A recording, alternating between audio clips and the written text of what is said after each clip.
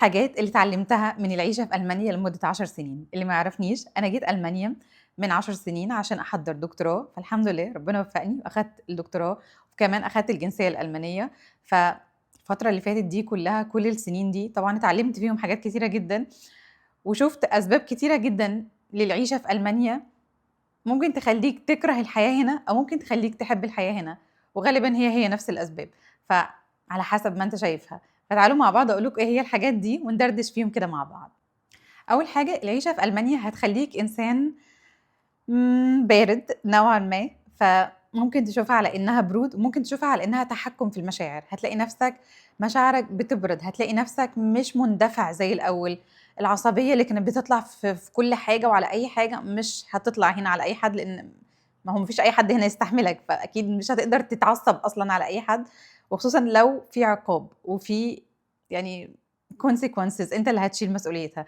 فهنا موضوع تحكُّم في المشاعر دي حاجة إيجابية أو ممكن تشوفها كبرود فهي حاجة سلبية، ولكن الألمان عامةً بصفة عامة هم عندهم حتّة البرود دي واضحة أوي في شخصيتهم. يعني لو حبّيت تقول لحد خبر كويس زي مثلًا إن أنت اتجوّزت أو خلّفت أو ما أعرفش إيه، مش بالفرحة والأحضان والعَشَم الزيادة زي عندنا. يعني أكتر حاجة ممكن هيقولها لك إن هو يعني في غاية مش اللي هو يعني مبسوط لك بس كده. يعني أنا لمّا اتجوّزت وبعدين باقول لحد من زمايلي إن أنا اتجوّزت، ما قاليش مبروك، ما قاليش حتى alles Gute، ما قاليش herzlichen Glückwunsch، ما قاليش أي حاجة من الحاجات دي. قال لي: „Den hast du das hinter dir." اللي هو يعني حاجة كده عملتيها وترميها بقى ورا ضهرِك، بدل ما كنتِ هتقعدي قدّام تفكّري فيها. ف يعني دي المفروض يعني ده الexpression بتاعهم، إن هو يعني بيقول لك مبروك على حاجة المفروض إنها مناسبة سعيدة في حياتك. فأول حاجة المشاعر والبرود عندهم دي حاجة هتتعلمها للأسف، لإن يعني زي ما بيقولوا من عاشر الأم 40 يوم، فتخيل لو أنت معاشر حد 10 سنين، فغالبًا هتاخد من طباعهم، ودي هتبقى حاجة هتستفاد منها أو يعني ما أعرفش إذا كانت بصراحة بالنسبة لك هتبقى حاجة إيجابية والّا سلبية. الأنانية، أيوه، أنانية، هتتعلم الأنانية وهتتعلم إنك تفكّر في نَفْسك، وإنّك تحُط نَفْسك أولًا. ما فيش حاجة اسمها أفكّر في ما أعرفش صاحبي والّا في أخويا والّا في هتفكّر في نَفْسك وبس. لإن أنت لو أنت جاي عايش لوحدك زي أنا كنت هنا وجيت هنا وعِشت لوحدي فترة كبيرة جدًا، فترة الدراسة وفترة الشغل بعد كده، فهتلاقي نَفْسك أنت كل اختياراتك وكل قراراتك ليك أنت. هتلاقي نَفْسك إن أنت بتقرّر لنَفْسك كل حاجة، أنت بتعمل كل حاجة عشان نَفْسك، عشان تبسط نَفْسك، عشان الحاجة دي هتريّحك أو الحاجة دي هتخلّيك مبسوط، فهتعملها لنَفْسك. فدي من الحاجات اللي أنا آمم يعني شايفاها ممكن تكون ميزة وعيب، إنّك هتفكّر في نَفْسك أكتر من الأول. الحاجة التالتة مش هتبقى مش هتخاف على مشاعر الناس أوي يعني خلّيني أقول لك هتبقى straight forward، هتبقى direct على طول. والألمان مشهورين جدًا، جدًا بالحكاية دي. هو ما يهمهوش إن هو يكون höflich قد ما يهمه إن هو يكون clear، وإن هو يكون direct معاك، وإن هو يوصّل لك الmessage بتاعته بطريقة straight forward ما فيهاش أي مشاعر أو خوف على مشاعرك أو خوف على زعلك أو أيًا كان يعني. لإن حتّة المشاعر هنا مش موجودة برضه، ودي حاجة هتلاحظها كتير.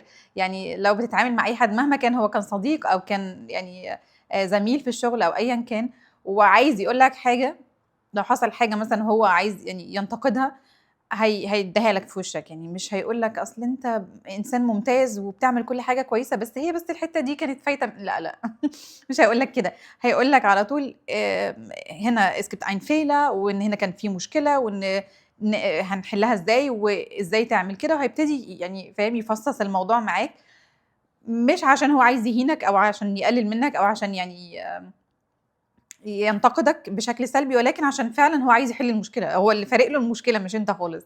فحتّة إن هو يبقى straight forward هتتعلمها من هنا، ممكن تتشاف على إنها قلة ذوق وقلة تقدير أحيانًا وقلة احترام، بس هي لأ، هي يعني ده طبع من طباعهم، فمع الوقت هتاخده برضه هتكتسبه من العيشة هنا.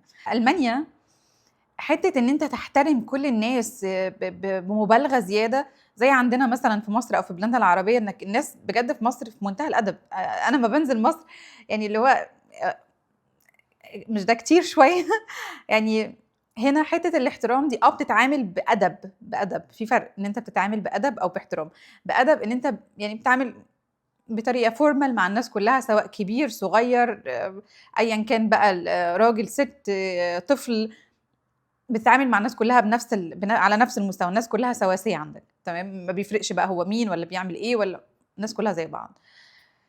في مصر مش كده، في مصر بتدّي الناس الكبيرة أولوية، وهو ده الصح، يعني هو الواحد على حسب يعني ما اتربى إن هو الناس الكبيرة هي بيبقى ليها احترامها، بيبقى ليها ظروفها، بيبقى ليها شوية لازم يبقى عليهم شوية صبر، بتصبر عليهم أكتر، بتدّيهم وقت أكتر وهكذا. ولكن هنا في ألمانيا للأسف في ناس كبيرة بس عقلها صعب، يعني ممكن يتعامل معاك بقلة ذوق، ممكن يتعامل معاك ما اقصدش كبيرة يعني بيبقى في التمانينات ولا في التسعينات، أنا باتكلم ناس أكبر منك في السن عامةً يعني. ف في ناس عندها مشاكل نفسية، في ناس عندها مشاكل طبقية، في ناس عندها حاجات مضايقاها أصلًا في حياتها، فبتيجي تتعامل مع أي حد بطريقة ما فيهاش احترام، فما أعتقدش إن أنت لو عاملت الشخص ده باحترام هيبقى يعني هتبقى حاجة fair، هتبقى حاجة عادلة، ولكن عامله بنفس طريقته، يعني اللي عاملك بطريقة جافة عامله بنفس الطريقة، أنت مش مطلوب منك ترضي حد هنا، ولا مطلوب منك إنك تكسب عشم حد ولا وِد حد، ما فيش مهما عملت هنا الناس دي في حدود ما بينهم وما بين بعض، فأنت مهما عملت هيبقى الحدود دي هتفضل بينك وبين أي حد، فالأفضل إنك تتعامل بطريقة professional. هو عايز منك حاجة اعملها له، أنت طلبت منه حاجة اطلبها بالطريقة اللي هو بيطلبها منك، بطريقة في منتهى الأدب زي ما قُلت، لازم تتعامل بأدب مع طبعًا أدب أكيد، ما ينفعش تقِل أدبك على حد أو تعلّي صوتك على حد أو تتعصب أو ما فيش الكلام ده هنا، يعني ليها consequences ومش حلوة، ممكن تتحط لك في الCV أو يعني حاجة مش كويسة، ولكن في النهاية ما تبالغش في احترام حد هو ممكن يكون مش بيحترمك أو بيعلّي صوته عليك أو أحيانًا بتحصل، في مديرين غلسين وأنا اشتغلت مع للأسف يعني كان حظي مش أحسن حاجة، وفي ناس بجد toxic، يعني إن أنت تشتغل معاه وإن هو عشان شايفك ساكت أو بتحترمه زيادة عن اللزوم، هو مش بيبقى شايفها احترام، هو بيبقى شايفها إن أنت إنسان ضعيف، وهو يقدر يدوس عليك ويهزّقك عادي قدّام أي حد، وأنت مش هتقدر تعمل له أي حاجة ولا هتقدر حتى تعاقبه. ولكن ده مش الصح طبعًا، فعشان كده باقول لك اتعامل باحترام، ولكن لو حد فكّر يعني يتطاول عليك أو كده، لأ طبعًا وقّفه عند حدُّه، أنت بتكلمني كده ليه؟ هو أنا عملت إيه؟ أنا حاسس إن الموضوع بقى personal ما بقاش professional، وأنا حاسس إن أنت بتكلمني بطريقة ما تناسبش حتى يعني درجة الغلط لو كنت عملت غلط أو حاجة يعني اللي أنت عملتها، وهُم fair، يعني دي بقى الحاجة الكويسة اللي فيهم، إن هُم fair، إن لو أنت انتقدت حد وعرّفته غلطه، حطّيت له يعني إيده على غلطه، لأ هُم بياخدوا step back وبيهدى، وهتلاقيه هيعاملك بعد كده بشكل أفضل. خلّي بالك حتّة الاحترام دي مش ماشي توزّعه على أي حد، الاحترام هنا مش حق واجب على كل حد، ولكن هو حق مُكتسب، يعني اللي ياخد احترامك ده لازم يكون اكتسب احترامك، اللي هو بيّن لك إن هو بيحترمك، بيعاملك بشكل كويس، ساعتها ابقى احترمه وعامله بنفس الطريقة، عاملك بشكل فيه نوع من الaggressivity أو إن هو طبقية أو ما أعرفش إيه، برضه عامله على قد الlimit، يعني أنت مش مطلوب منك تهين حد، ولكن خلّي بالك عشان أحيانًا زي ما قُلت الاحترام ما بيتاخدش على إنه احترام وأدب وطيبة منك، بيتاخد على إنه سذاجة وعبط إنك مش عارف قيمة نفسك، وإنك مش عارف تدافع عن نفسك، إنك إنسان ضعيف. ف يعني هي شعرة ما بين كده وكده، فالحاجات دي بتيجي مع الوقت، والحاجات دي بتيجي بالتعامل مع الناس، وإنك تشوف نماذج بقى مختلفة، وتشوف مين اللي يقدر يعني ومين اللي يتعامل بالطريقة دي، ومين اللي المفروض يتعامل بطريقة تانية. العشم، فكرة إن حد يقول لك أصل أنا زي أبوك، أصل أنت زي ابني، أصل أنت زي أخويا، أصل أنت زي أمي، ما فيش الكلام ده هنا، ما فيش حد هنا بيحط نفسه في درجة مقربة أوي منك عشان هو شايف نفسه قريب منك أو في مشاعر ما بينكم يعني كصداقة أو علاقات اجتماعية أو أيًا كان، ما فيش الكلام ده هنا، ما فيش حد هنا بيتعشِّم في حد بالطريقة دي، لو واحدة أو واحد قال لك أنا زي أبوك أو واحدة بتقول لك أنا زي أمك، اعرف إن في حاجة في دماغها مش الناس دي مش مضبوطة، الناس دي بجد يعني عندهم مشاكل نفسية، ما فيش الكلام ده خالص، ما فيش الكلام ده. لإن أصلًا ما فيش مساحة اجتماعية إنك تقرّب من حد، وإنك تتعرّف على حد لدرجة إن هو يحس القُرب والعَشَم منك إن أنت زي حد من عيلته، أو إن أنتِ زي حد من ولادها، ما فيش الكلام ده يا جماعة، فخلّي بالكم في مسافات هنا ما بين الألمان، فما تتعشّمش أوي في حد مثلًا إنك تعرف حد وتشوفه مرتين 3 وتقول له أنت زي أخويا، أنتِ زي أختي. هيحس في إيه؟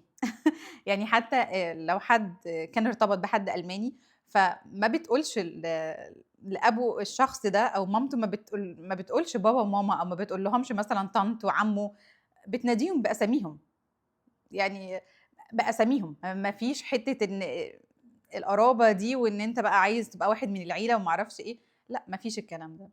فهُم الألمان حتّة الحدود والboundaries دي عندهم واضحة جدًا، جدًا، جدًا، فدي هتتعلمها هنا، وهتفيدك على فكرة في حياتك، إن يبقى في حدود وفواصل ما بينك، يعني ما بين كل الناس كلّها مش أهلك، الناس كلّها مش أصحابك، الناس في منهم الكويس في منهم الوحش، ولازم يبقى في حدود وفواصل، وتبقى عارف مين المفروض يقرّب لك، ومين المفروض يبقى في مسافة ما بينك ما بينه. فهي ليها ميزة وليها عيب. أنا أفتكر مرّة في مصر كنت راجعة من الدرس تقريبًا، أو كنت لسه داخلة كُلّية جديد، فكنت راكبة مشروع، أنا من إسكندرية، مشروع فراكبة المشروع، فالمشروع كان فيه واحد زيادة، فالراجل الزيادة ده كان قاعد ورايا، واقف ورايا. فالمهم حَب ينزل، فعشان ينزل أنا نزلت ونزّلته، وبعدين جاية أركب أنا على الكرسي بتاعي، فلقيت راجل، يعني هو تقريبًا كان ساعتها في سِن والدي يعني، 50 سَنة والّا حاجة، فلقيته نَط على الكرسي بتاعي وقعد. فاللي هو قُلت له: "حضرتك الكرسي بتاعي، ما فيش مكان." الراجل ده كان واقف، ما كانش ليه كرسي يعني. راح قال لي: "لا، لا عادي، عادي، تعالي، تعالي." فهو عايز يقعدني على حجره. فأنا بصّيت له اللي هو في حاجة في دماغك يعني؟ "أنا زي أبوكِ، أنتِ في أنتِ خايفة منّي؟" أبويا إيه؟ وأنا أبويا هيقعدني في السن ده ليه أصلًا؟ أنت أبويا منين؟ أنا لسه شايفاك. يا عم انزل ما أعرفش، وما فيش بقى. السواق اتنرفز طبعًا، "يا جماعة نشيل بعضينا." وما أعرفش هيشيلني بجد، قُلت له: نشيل بعض." هيشيلني، هو إيه ده؟ ما رضاش ينزل، الراجل ما رضاش ينزل، والسواق ما رضاش يرجّع لي الأجرة، واضطريت إن أنا آخُد مواصلة تانية. بس يعني عَشَم، ده العَشَم اللي ممكن يقتلنا في مصر، يعني الراجل لسه شايفني بيقول لي: "أنتِ زي بنتي وأنا زي أبوكِ." يعني هو ده أنا مش عارفة يتحط تحت بند عَشَم والّا تحت بند تحرُّش، لإن لو حاجة زي دي حصلت لك هنا في ألمانيا، إن واحد في الأوتوبيس حَب يقعّدك على حجره يعني يعني ده هيتحبس، يعني ده هيتحبس، أنت مش هيشوف النور تاني ده أكيد. فكرة الاعتماد على النفس، إنك هتلاقي نفسك بتعتمد على نفسك زيادة عن اللزوم، بتعتمد على نفسك لدرجة إنك مع الوقت هتبتدي تستغني عن كل الناس تقريبًا اللي حواليك، لإنك هتلاقي نفسك أنت مع الوقت بتعمل كل حاجة لنفسك، أنت بتأكّلك وبيشرّبك وبيلبّسك وبيخرّجك وبيفسّحك وبيعمل لك كل حاجة، فأنت بتعمل لنفسك كل حاجة، فمع الوقت فعلًا هتلاقي نفسك بتحاول نوعًا ما تكتفي بنفسك وتدخل جوّه أنا لوحدي كفاية. فهي حاجة كويسة إنك تكتفي بنفسك طبعًا، وإنك ما تبقاش عارف تبقى اللي هو إيه، مشاعرك متعلقة على ناس تانية حواليك، على أصحابك يكونوا معاك فتكون مبسوط، إخواتك يكونوا معاك فتكون متطمن، أهلك يكونوا حواليك فتكون مرتاح. لو الناس دي مش موجودة فأنت ضايع وتايه ومش عارف تاخد قرار ومش عارف تقعد في حتة لوحدك. العيشة في ألمانيا هتعلّمك الموضوع ده، هتعلّمك إنك تعتمد على نفسك وتكتفي بنفسك وتكفّي نفسك أنت بمشاعرك. فهي دي حاجة كويسة، ولكن مع الوقت بتقسّي قلبك شوية، لإنك مع الوقت بتبتدي تحس إن أنا ما بقيتش متعلّق أوي بالناس دي زي قبل كده، اللي كنت باكلّمه كل يوم 3، 4 مرات، ممكن أكلّمه دلوقتي مرّة مثلًا كل أسبوع، ممكن مع الوقت أكلّمه مرّة كل شهر. ممكن بعد كده ما اكلمهوش خالص واكتفي إن أنا ابعت له message مثلًا كل فترة. فميزة وعيب.